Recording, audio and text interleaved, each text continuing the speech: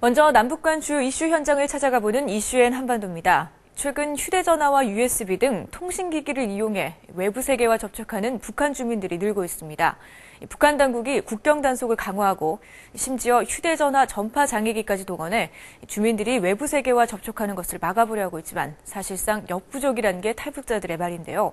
남북의 창이 직접 휴대전화로 북한 주민과 통화해 최근 북한 현지 소식을 알아보고 북한 주민의 외부 접촉 실태를 취재했습니다. 정소라 리포터가 전해드립니다.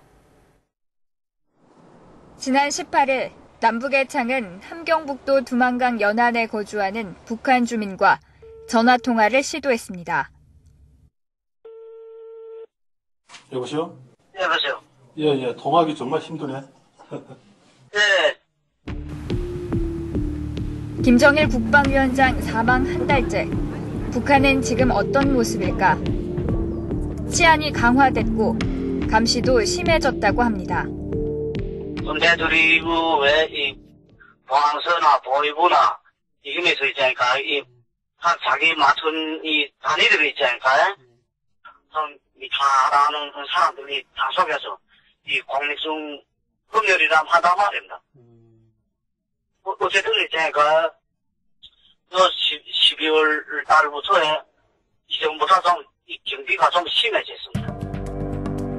또 탈북을 막기 위해 국경 지역엔 인민군 소속의 국경수비대 외에 민병대인 노농저귀대까지 배치됐다고 합니다. 노농저귀대라는 거 알까? 국경연선 봉쇄 들어가다 말입니다. 한 개 조가 뭐 주변이라게 되면 4명으로 인원을 더 증가하고, 나무 목청 들고 하는데, 그 마지막에는 그 실컷 사격할 때는 총 사격한다 말입니다. 최근 강화된 국경 수비에도 탈북이 계속되자 각 직장 단위 차원의 단속도 더 심해졌습니다. 두 번에 걸쳐서 도항한 게 다 말입니다. 도항한 게 완전히 중국방에 넘어왔지 뭐. 매일 아침마다 직장에서 출근 인원이 몇 명인데 누구 무단했는가, 누구 오늘 변결인가, 이거 매일 아침 저녁으로 이거 딱딱딱딱 보고 하고. 북한의 어려운 경제 상황은 설 명절 배급품이 말해줍니다. 명절이라는 게 세대당 술 한 병에 두고 한 번씩 주잖아요. 또 북한 당국이 선전하고 있는 강성대국에 대한 북한 주민들의 기대는 매우 낮다고 전했습니다. 날이 갈수록 점점 쪼들리기만 하는데 어떻게 강성대국의 문이 활짝 열릴 수가 있습니까? 이거 우스갯소리가 뭐이나 뭐에? 강성대국의 문은 해사요 하정로깔로 쫙 들여다봤는데 그 강성대국 문 그 안에는 백성들이 하나도 없고 간부들만 있더라는 게입니다. 그런 소리까지 다 나옵니다. 그러니까 더 많이 뭐 하겠습니까? 남북의 창과 통화한 북한 주민은 단속반의 눈을 피하기 위해 산꼭대기까지 올라가 통화를 했다고 전했습니다. 비록 북한 당국의 감시가 심해지긴 했지만 이제 서울 한복판에서도 북한 주민과의 통화가 가능해졌고 실시간으로 북한 내부의 상황을 생생하게 전해드릴 수 있게 됐습니다. 북한 소식을 전하는 매체 가운데 상당수는 이른바 북한 내부의 정보원과 정기적으로 전화통화를 하고 있습니다. 북한 주민들하고 통화하는 거는 그러니까 중국 휴대폰을 들여보내지 않습니까? 그러니까 여기서 한국 사람이 중국 사람에게 국제 전화로 거는 것과 똑같고 또 그렇다고 해서 북한 내부 전역에 휴대전화가 들어간다고 통화가 되는 건 아니에요.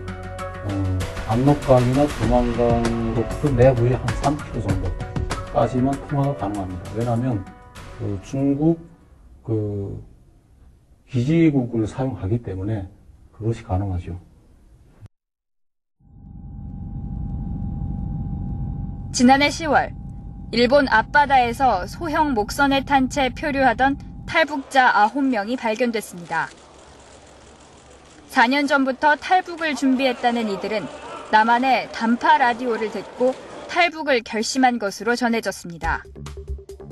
실제로 탈북자를 상대로 조사한 결과 응답자의 35%는 북한과 연변, 연해주에 거주하는 한민족을 대상으로 하는 KBS 한민족 방송을 청취한 경험이 있고 이 중 15%는 일주일에 한두 번 이상 규칙적으로 청취했다고 답했습니다.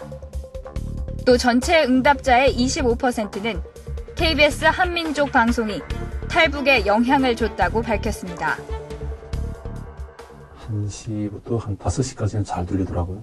그때 그 남한 방송을 많이 들었습니다. 재미도 있고 또 뉴스 나오는 것도 그만하면 그 진실 같고 대부분 북한 주민들은 외부와의 소통을 나가보지 못하고 CD라든지 또 라디오를 통해서 접하거든요.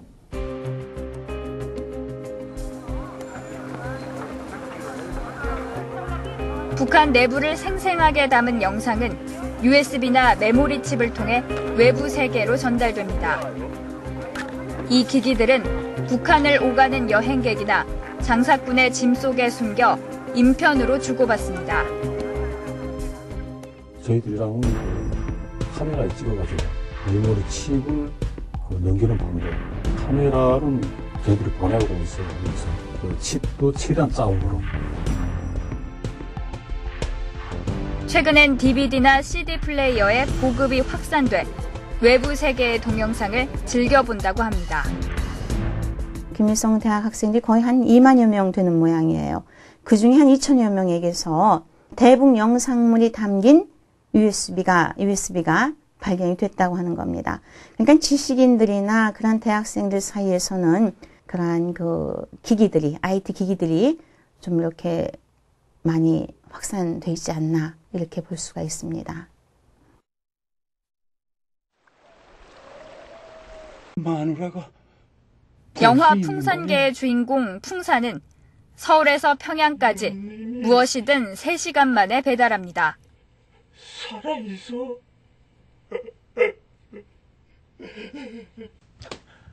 아버지한테 말 한마디 하기요.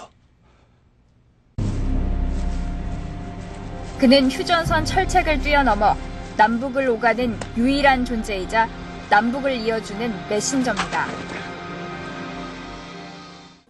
심구섭 씨는 남북의 이산 가족들을 연결해주는 현실 속 풍산입니다.